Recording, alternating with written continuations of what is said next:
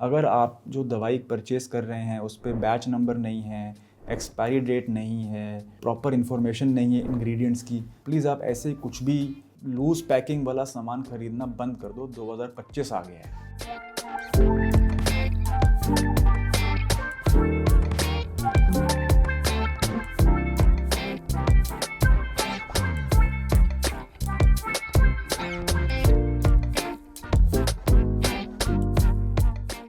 Hi guys, welcome to काया Club global. स्वागत है आपका काया क्लब ग्लोबल के यूट्यूब चैनल पे। मुझे ये बताते हुए बहुत खुशी हो रही है कि हमारा channel is the only channel in the world जिसमें सबसे ज़्यादा सब्सक्राइबर्स हैं एक विटिलाइगो स्पेसिफिक चैनल के। और मैं साथ में ये भी बताना चाहूँगा कि आज से 11 महीने पहले जनवरी 2 को या जनवरी 1 को हमारा यूट्यूब चैनल हैक हो गया था 1,10,000 सब्सक्राइबर के आसपास। और फिर एक हफ़्ता हम लोगों ने बहुत मेहनत करी, मेरी पूरी टीम ने बहुत मेहनत करी और हमने यूट्यूब को लिखा और हमने ट्विटर पे कंप्लेंट करी, हमने हर जगह कंप्लेंट करी और फिर फाइनली जाके हमें हमारा चैनल वापस मिला। और अब वहाँ से जाके ऑलमोस्ट 1,70,000 सब्सक्राइबर हो गए हैं, 1,75 1,80 के आसपास। तो ये बताते हुए बहुत खुशी होती है कि इंडिया से ऐसा चैनल निकल के आया है जिसमें सबसे ज़्यादा फॉलोअर्स हैं विटिलाइगो के लिए, विटिलाइगो के ट्रीटमेंट या इन्फॉर्मेशन के लिए। तो एनीवे चलो, बात आज की जो गाइस टॉपिक है डिस्कशन का वो है कि सफ़ेद दाग के काफ़ी बार लोग मुझसे प्रश्न पूछते हैं, हमारी टीम से प्रश्न पूछते हैं कि एक ऐसा कुछ उनको नुस्खा मिल जाए, ऐसा कुछ उनको सीक्रेट इंग्रेडिएंट मिल जाए जिससे कि उनकी रिकवरी इंप्रूव हो जाए। एंड इनफैक्ट आपको शायद याद होगा कि मेरी पिछली वीडियो में मैंने आप लोगों को कहा था कि आप बापची कमेंट करें यदि आप एक डिटेल्ड वीडियो चाहते हैं बापची के बारे में। तो गाइज़, हमने आपके कमेंट्स पढ़े थे,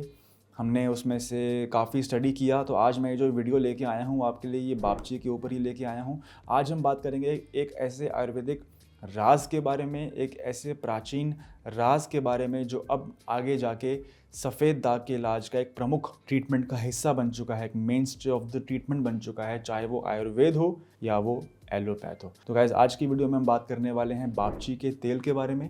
यदि आप चैनल पे पहली बार आए हैं तो प्लीज़ सब्सक्राइब करें, और अगर आप हमें पहले से ही फॉलो करते हैं आप, तो ये वीडियो आपके लिए इंपॉर्टेंट है क्योंकि आपको एंड में पता चलेगा कि आप जो है बापची को कैसे अपने ट्रीटमेंट में इनकॉर्पोरेट कर सकते हैं। और बापची को आप पहले अगर हमसे इलाज ले रहे हैं तो आपको डरने की कोई ज़रूरत नहीं, क्योंकि आप पहले से ही बापची को किसी ना किसी तरीके से अपने ट्रीटमेंट में काया क्लब ग्लोबल के थ्रू इनकॉर्पोरेट कर ही रहे हैं। तो आज हम इस वीडियो में इन्हीं चीज़ों के बारे में बात करने वाले हैं। तो एंड तक प्लीज़ 5 मिनट्स के लिए ये वीडियो देखें और एंड तक मेरे साथ रहें। गाइस, बापची का तेल एक अनमोल ख़जाना है आयुर्वेद का, मुझे ऐसा लगता है। गाइस, अगर हम बापची के तेल की बात करें तो बापची जो प्लांट है, जिसको हम सॉर्लिया कॉर्लीफोलिया कहते हैं, इसके जो बीज होते हैं, इसके जो सीड्स होते हैं, that is the main power house. वहाँ से इसका जो है सफ़ेद दाग के इलाज में इसका हेल्प मिलता है। वो कैसे? इसके बीज के अंदर एक कंपाउंड होता है जिसे हम कहते हैं सॉर्लिन्स, PSORALENS। ये सॉर्लिन्स जो होते हैं ना, this is the main stay of the treatment. ये सॉर्लिन्स जो होते हैं, इनमें ऐसी प्रॉपर्टीज़ हैं कि ये हमारे स्किन के अंदर, हमारी चमड़ी में जो रंग बनाने वाली कोशिकाएं हैं, जिसको कि हम मेलानोसाइट्स कहते हैं, सफ़ेद दाग में यही मेलानोसाइट्स की एक्टिविटी कम हो जाती है, एक्टिविटी का लॉस हो जाता है, इन मेलानोसाइट्स की डेथ हो जाती है, जिसकी वजह से यहाँ पे सफ़ेद दाग शुरू हो जाता है। ये तो हम सबको अब तक पता चल ही चुका है, राइट? लेकिन बापची इसमें कैसे हेल्प कर रहा है? सॉर्लिन्स जो को जब हम अपने स्किन पे लगाते हैं, आपको याद होगा मैंने पिछली वीडियो में भी कहा था कि सॉर्लिन्स को खाना नहीं है। सॉर्लिन्स के सीड्स को पानी में भिगो के कुछ लोग उसका पानी पी लेते हैं नेक्स्ट डे। आप ये चीज़ें अवॉइड करें। वाई? बिकॉज इस चीज़ से विजन लॉस हो सकता है। ऐसी बहुत सारी स्टडीज़ हुई हैं जहाँ पे ये दिखाया गया है कि consumption of psoralea corylifolia internally can cause vision damage in the future. आज नहीं होगा, 4 साल या 5 साल के बाद होगा। तो जब हम बापची को लगाते हैं, जब हम सॉर्लिया कॉर्लीफोलिया के पेस्ट को लगाते हैं या तेल को लगाते हैं या मलहम को लगाते हैं या ऑइंटमेंट को लगाते हैं या क्रीम को लगाते हैं, किसी भी एक्सटर्नल फॉर्म में जब हम इसको यूज़ करते हैं, तो ये हमारे मेलानोसाइट्स यानी कि रंग बनाने वाली कोशिकाओं को स्टिमुलेट करता है, उनको एक्टिवेट करता है। अब आते हैं पार्ट 2 ऑफ द वीडियो पे। पार्ट 1 में हमने बात किया कि आखिर इस प्राचीन जड़ी बूटी में, इस प्राचीन हर्ब में, इस प्लांट में ऐसी क्या खास बात है। तो वहाँ पे हमने बात करी कि इसके अंदर खास बात क्या है, इसके सीड्स के अंदर मिलने वाला कंपाउंड सॉर्लिन्स, सॉर्ली कॉर्लीफोलिया, उसमें से आया कंपाउंड सॉर्लिन्स। अब हम बात करते हैं कि आखिर ये सॉर्लिन्स हमारी बॉडी में काम कैसे कर रहे हैं, ये हमारे स्किन पे काम कैसे कर रहे हैं। आज मैं एक ऐसा वर्ड इंट्रोड्यूस करना चाहूँगा इस चैनल पे जो आज तक मैंने ये साइंटिफिक वर्ड यूज़ नहीं किया। In fact I can assure you, कोई भी डर्माटोलॉजिस्ट या कोई भी डॉक्टर आयुर्वेद या एलोपैथ या होम्योपैथ का यूट्यूब पे उसने ये वर्ड यूज़ नहीं किया, and that is cutaneous immunomodulation. Now let's talk about cutaneous immunomodulation और कैसे आयुर्वेद की ये हर्ब आज की डेट में भी एलोपैथ डॉक्टर्स को क्यूटेनियस इम्यूनोमॉड्यूलेशन करवा के दे रही है। मैं आपको बताऊंगा कि बापची के सीड्स में जो हमें सॉर्लिन मिल रहा है उसको जब हम पेस्ट बना के लगाते हैं अपनी स्किन के ऊपर, चाहे वो मलहम हो चाहे वो तेल हो, तेल जो होता है वो थोड़ा सा फैल जाता है तो वो नॉर्मल स्किन पे भी चले जाता है और वहाँ पे भी स्किन जो है थोड़ी काली हो जाती है। इसलिए मलहम का फॉर्म बेटर रहता है क्योंकि उसको जहाँ जहाँ आप लगाओगे वो उतने एरिया पे ही लगता है। तेल जो होता है वो स्लिप कर जाता है, इसलिए मैं तेल के इतना फेवर में नहीं हूँ, लेकिन मैं ऑइंटमेंट फॉर्म में अगर आप बापची को यूज़ करते हैं तो वो बहुत अच्छा है। क्रीम और ऑइंटमेंट में भी अगर मैं आपको बता दूं तो ऑइंटमेंट में ज़्यादा कॉन्सेंट्रेशन आ सकती है कंपाउंड की, क्रीम में थोड़ा सा कॉन्सेंट्रेशन कम आती है। इसके ऊपर मैं एक अलग वीडियो बना दूंगा जहाँ पे मैं आपको बता सकता हूँ, सिखा सकता हूँ कि बापची को किस तरह से कंज्यूम करना है, कौन से फॉर्म में bapchi is the best, whether in the form of oil, whether in the form of cream, whether in the form of ointment. अगर आप चाहते हो कि मैं और एक स्टेप आगे चले जाऊँ और इसमें भी डाइव करूँ कि कैसे कंज्यूम करना है बापची को, तो आप फिर से इस वीडियो में लिखें बापची, कमेंट सेक्शन में जाके थर्ड पार्ट जो मैं बना दूंगा आपके लिए वो होगा कि किस तरीके से इसको सबसे पहले तो कौन से फॉर्म में यूज़ करना है, एंड सेकेंडली कैसे लगाना है, क्या धूप दिखानी है कि नहीं दिखानी है, कौन से बॉडी पार्ट पे धूप दिखानी होती है, कौन से बॉडी पार्ट पे धूप नहीं दिखानी होती, कैसे पता चलेगा कि धूप ज़्यादा लग रही है, कैसे पता होगा कि धूप कम लग रही है, जलन हो रही है तो क्या करना है, छाले पड़ रहे हैं तो क्या करना है। ये सारी इन्फॉर्मेशन काया क्लब ग्लोबल और इसकी टीम को है, हमारे डॉक्टर्स को है, हमारे सपोर्ट स्टाफ को है। ये सारी इन्फॉर्मेशन हमें पता होती है, कितने मिनट धूप दिखानी है, कितने मिनट धूप नहीं दिखानी है, कब धूप बढ़ानी है, जलन हो तो क्या करना है, किस में मिक्स करना है, ये सारी इन्फॉर्मेशन हमारे पास है। अगर आप हमसे जुड़ना चाहते हैं तो आपको नीचे 2 फ़ोन नंबर दिख रहे होंगे, आप इन पर कॉल करके या व्हाट्सएप करके हमसे संपर्क कर सकते हैं। अपनी क्लियर सी फोटोग्राफ हमें भेजें ताकि हम आपको एक सेकंड ओपिनियन दे पाएँ। यदि आप कहीं से भी ट्रीटमेंट ले रहे हैं, कहीं से भी आप ट्रीटमेंट ले रहे हैं, आप हमसे जुड़ना चाहते हैं तो आप second opinion free of cost ले सकते हैं।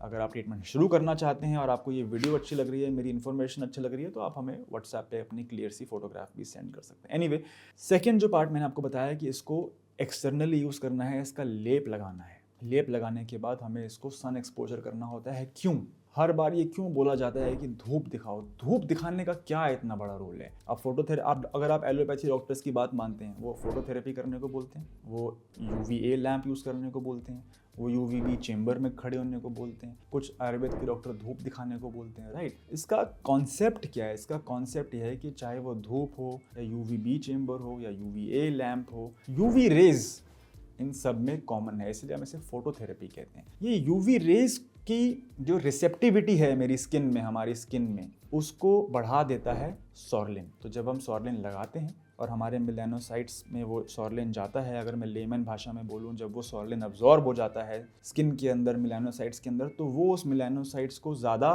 रिसेप्टिव बना देता है UV रेज को। और फिर जब वो UV रेज आती हैं वो हमारे रंग बनाने वाली कोशिकाओं को स्टिमुलेट करती हैं और वो सेल जो होता है अंदर से पिगमेंट रिलीज करता है। वो जो सेल होता है उसके अंदर जो पिगमेंट हैं, छोटे छोटे मेलानिन पिगमेंट, वो बाहर आते हैं, वो धीरे धीरे बाहर आते हैं, वो अपने स्किन पे फिर वो रंग बनाना शुरू करते हैं। यदि बाल सफ़ेद हैं तो वो सिकुड़ता है, यदि बाल काले हैं तो वो नीचे से आता है। तो ये बहुत डिटेल्ड डिस्कशन है कि एडवांस साइंस है रंग बनाने की, जिसको कि कहते हैं the science of repigmentation, which has been pioneered by doctors of Kaya Club Global. यही इसलिए मैं बार बार आपको बताता हूँ कि धूप कितना दिखाना है, कम दिखाना है। और हम अपने सभी पेशेंट्स को एक 8 पेज का इंस्ट्रक्शन मैनुअल भेजते हैं हिंदी में और इंग्लिश में, जहाँ हम उनको समझाते हैं कि कैसे अपनी सरगन ऑइंटमेंट को यूज़ करना है। ये सारी बातें आपके साथ शेयर होती हैं जब आप हमसे एक बार जुड़ जाते हैं। आगे हम बात करते हैं कि इसके प्रिकॉशंस क्या हैं। अगर मैंने आपको बताया कि सॉर्लिन ज़रूरी है, मैंने आपको बताया कि इसको यूज़ कैसे करना है,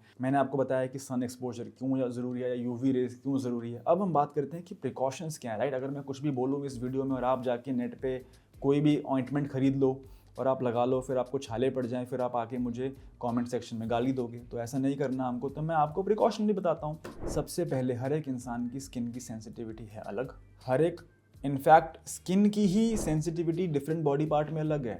मेरे हाथ के स्किन जो है वो हार्ड है यहाँ पे, मेरे पेट की स्किन सॉफ्ट है, मेरे होंठ सॉफ्ट हैं, right. Similarly skin to skin, person to person भी वेरी करता है और विद इन बॉडी भी फ़र्क पड़ता है। इसलिए इट इज़ ऑलवेज एडवाइजेबल छोटे पैच पे लगाएं 3 दिन तक, 2 दिन तक, और धूप दिखा के देखें कि आपको जलन तो नहीं हो रही, आपको छाला तो नहीं पड़ रहा, आपको खुजली तो नहीं हो रही, आपको बर्निंग सेंसेशन तो नहीं हो रही। तो इसका कोई वन आंसर नहीं है, ये हर एक पर्सन पे वेरी करता है। इसलिए आप कुछ भी कहीं से भी ट्रीटमेंट लेते हैं, कोई भी आप लेप लगाते हैं, पहले तो आप कहीं से भी कुछ खरीदते हैं गाइज।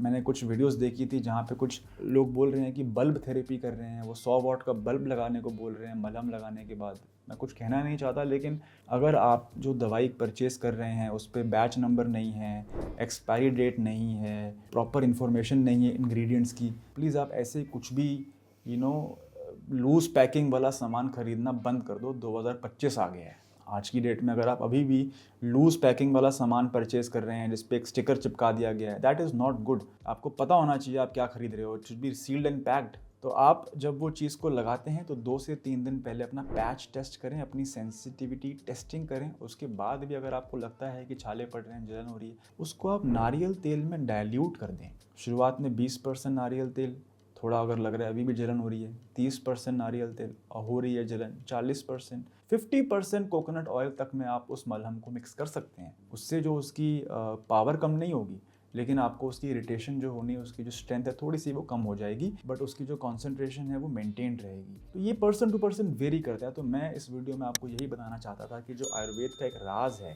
जो एक प्राचीन राज है, जिसको कि पहले ज़माने में रंग बनाना बोलते थे, आज इसको एलोपैथी के डॉक्टर्स, डर्माटोलॉजिस्ट अपनी बड़ी भाषा में क्यूटेनियस इम्यूनोमॉड्यूलेशन बोल के बेच रहे हैं।